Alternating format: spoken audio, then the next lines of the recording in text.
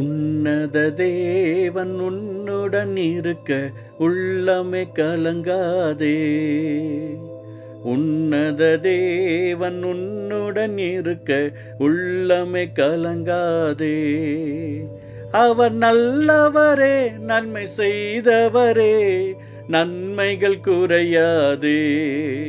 அவர் நல்லவரே, நன்மை செய்பவரே, நன்மைகள் குறையாதே. உன்னத தேவன் உன்னுடன் இருக்க உள்ளமே கலங்காதே. Praise the Lord. எல்லாரும் எப்படி இருக்கிறீங்க?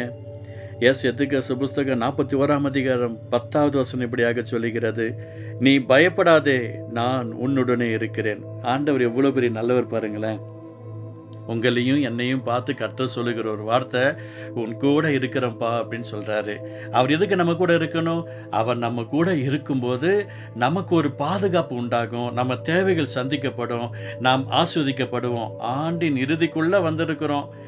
எவ்வளோ பேர் நம்மளை விட்டு போயிருக்கலாம், எவ்வளோ பேர் நம்ம அன்பை விட்டு போயிருக்கலாம், உங்களை விட்டு பணம் போயிருக்கலாம், பொருள் போயிருக்கலாம்.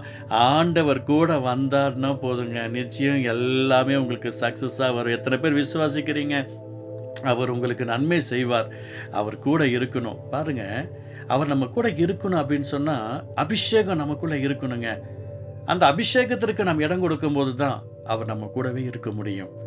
ஏதோ உலகத்தின் முடிவு சகல நாட்களில் உங்களோட கூட இருக்கிறேன்னு சொல்லி அப்போஸ்தலர்கள் எல்லாரும் ஒன்று கூடி இருக்கும்போது கர்த்தர் பேசினார் இல்லையா? எவ்வளோ பெரிய நல்ல ஒரு ஜீவ வார்த்தை. அவர்கள் எங்கெங்கெல்லாம் சென்றார்களோ இயேசு சாமி அங்கே கூட இருந்து அற்புதங்களை செய்தார், அப்பா கூட இருந்து அதிசயங்களை செய்தார். அப்போது அந்த சித்தத்தை நிறைவேற்றணும். கோலியாத்தை வீழ்ப்பதற்காக தாவீது போகிறார். சவுல் கொடுத்த சில உடைகளை ட்ரை பண்ணி பார்க்கிறார். அவருக்கு சாட்டிஸ்ஃபைடே வரல. அப்போ அவர் போகிறாரு.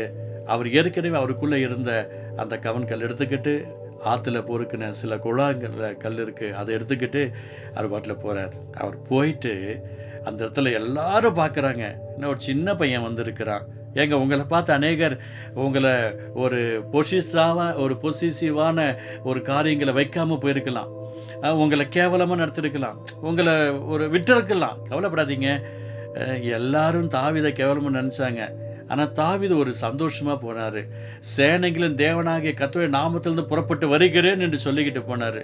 அங்கே பாருங்களேன், நான் என்ன நாயா என்று சொல்லி அந்த கோலியாத் கேட்கும்போது ஆண்டவர் ஒரு பெரிய அற்புதத்தை செய்தார். கோலியாத்துடைய தலை தாவீதுடைய கரங்களில் வந்தது. எனக்கு பிரியமானவர்களே, நீங்கள் யார் தலையும் வெட்ட வேண்டாங்க, யார் தலையும் கவிழ்க்க வேண்டாம். உங்கள் தலை நிமிர்ந்தா போதும், நம்ம தலை நிமிர்ந்தா போதும். அவங்க சாகணுன்ற எண்ணம் பழைய ஏற்பாடு போல் நமக்கு வேண்டாங்க. நாம் ஆஸ்வதிக்கப்படணும், அவங்களும் மனம் திரும்பணும். அதுக்கு நாம் என்ன செய்யணும்? ஆண்டவர், நீங்கள் என் கூட இருக்கணும்ப்பா, நீங்கள் என் கூட இருந்தீங்கன்னா அதுக்கு நான் என்னென்னலாம் கட்டுப்படுறனோ அது போதும். நம்ம தலையை நிமிர செய்கிறவர், நம்ம தலையை உயர்த்துகிறவர்.